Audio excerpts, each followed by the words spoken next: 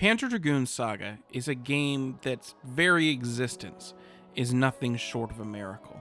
A wild swing in a new direction for a franchise that was just starting to get its legs under it, and released on a platform that was deeply unpopular everywhere but Japan, and notoriously hard to make 3D games on, seemingly the only kinds of games that people wanted to play at the time.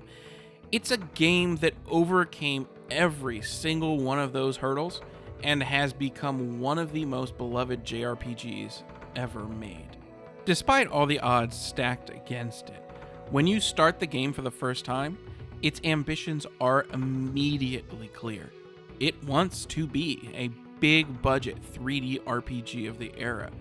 a Final Fantasy VII for the Saturn, if you will. One of the many instances of disparate developers making similarly inspired things at the same time based on the tech available and the culture at the time. But Panzer Dragoon Saga takes that desire to build a massive, sprawling 3D RPG and takes it in an entirely different direction. Both the games that preceded it used their opening cutscenes to introduce the world to you, and often deliver the vast majority of what their story entailed in that one single cutscene. Saga, being a much more extensive and story-driven game, understandably takes that to the next level. Its first introductory cutscene, which is interrupted temporarily by a very short player-controlled walk across a room, introduces a bunch of the game's major players and the basic story, ultimately doing more with its plot in the first 20 minutes than any Panzer Dragoon game had done previously. That being said, outside the extravagant opening sequence in the early going, I found the plot started off kinda slow and wasn't particularly deep. The game's primary protagonist you directly play as, Edge, immediately struck me as the sort of standard anime JRPG protagonist of the era, doing his best to get murdered in the opening cutscene, but falls down a pit and lives for you to start the game. Thankfully, many of the supporting characters are dramatically better than the main player surrogate, and I grew to love many of them over the course of the game. In general, in almost every aspect of the game's plot, as time went on, and once I hit the late game especially, things started to pick up rapidly, and I became absolutely enthralled with what was happening in the story by the time it wrapped up. Finding myself fully engaged with the plot, however, made it even more jarring at the end of the game, where the plot abruptly demolishes the fourth wall in a really awkward way. That didn't ruin the whole story for me or anything, but definitely took me out of the moment for a bit. All in all, the plot manages not only to be a great self-contained story on its own, even without the context of the previous game, but also ties a very nice and neat bow on the Saturn's Panzer Dragoon trilogy. Despite the fact I eventually came around to its story, where Panzer Dragoon Saga shines brightest throughout its entirety is its combat system, which is an incredibly smart and unique adaptation of the traditional Panzer Dragoon rail shooter combat into a twist on the commonly used active time battle type JRPG combat of the time. For starters, in any given battle, you have the usual JRPG options of taking different actions, some of which don't cost any resources, some of which use the equivalent of mana, called spirit points in Saga, and then of course you can just use your items. However, unlike many of its 3D JRPG contemporaries, it takes full advantage of the 3D perspective by adding the ability for you to position yourself by moving around the enemy, putting yourself north, south, east, or west of them. Not only does this system make you feel far more active during what can often feel like static turn-based battles otherwise, but it keeps the feeling of positioning yourself to dodge and attack enemies alive from its rail shooting predecessors. Every encounter has safe zones where you can position yourselves that you cannot be hit, as well as weak points on enemies that require you to position yourself in a certain place in order to hit them. However, As the battle goes on, your enemies can also move and reposition themselves, meaning there is a constant dance between you and your enemies, which keeps each and every combat encounter quite lively. Something else that Saga manages to carry over from its predecessors in mechanical form are the advantages and disadvantages of using your gun versus your dragon's homing laser. This is done in a pretty standard RPG way, with some enemies being weak and or resistant to one or the other. It adds in the extra complication of super attacks that it refers to as Berserk, which use up spirit points and allow you to deal an incredible amount of healing or damage all at once. Saga even brings the rankings of its predecessor into play, rewarding you for skillful play with additional experience points at the end of battles, depending how quickly you got through the battle, how much damage you took, etc. All of this works together in service of making Saga's combat feel like a turn-based version of the combat from Panzer Dragoon,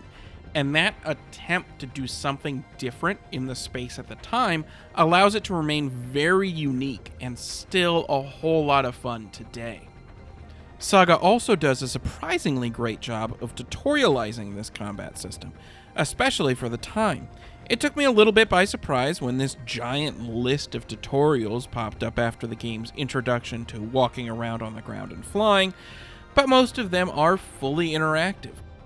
which means you can come to grips with the combat extremely quickly and slowly grow into its intricacies. A place that the first two games really shone brightly was in their boss design, and Saga very much brings that legacy into the world of JRPGs along with it, using its unique combat system to make the boss battles both very different than the usual fare and strategic in terms of movement and positioning, just like its predecessors. Some of these boss battles are every bit as stunning and enormous in scale as those both in the original game and in Zwei, and in some cases, they even surpass them. Another key element of combat that Zwei began to introduce were different dragon forms. These forms are at their most in-depth here in Saga, as you can actually choose any form between the forms to get the exact stats you're looking for. It's a giant three-dimensional slider, basically. Every form has different combat properties, as well as different special abilities like passive recharge for health and berserk power, and you can adjust that open-ended slider to get any number of different combinations of stats to meet exactly what you prefer or what might be best for a boss. It adds an incredible additional layer to the way combat works, and while it does add yet another element to manage, the extra depth is absolutely worth the added trouble. There are even some additional forms you can only unlock under very specific conditions that can only be met by straying from the main path of the game. Outside of battles, traversing the game's world is done both on foot as well as on the dragon the series is so well known for, and in both modes you can collect items and explore.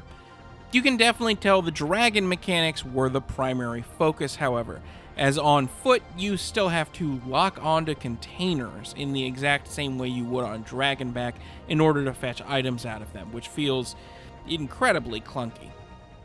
Still, being able to wander around different towns and settlements grounds you in the game's world and greatly expands it beyond even what you glimpse in the game's many cutscenes. There are some spots you'll come across while exploring where you'll hit some really gnarly slowdown, both out in the world and in some specific places in the game's towns, but it's pretty rare, and it never affected me in a battle, so it was never an issue with regards to combat mechanics, and I didn't find it too annoying. Instead, simply a symptom of Saga pushing the Saturn to its absolute limit.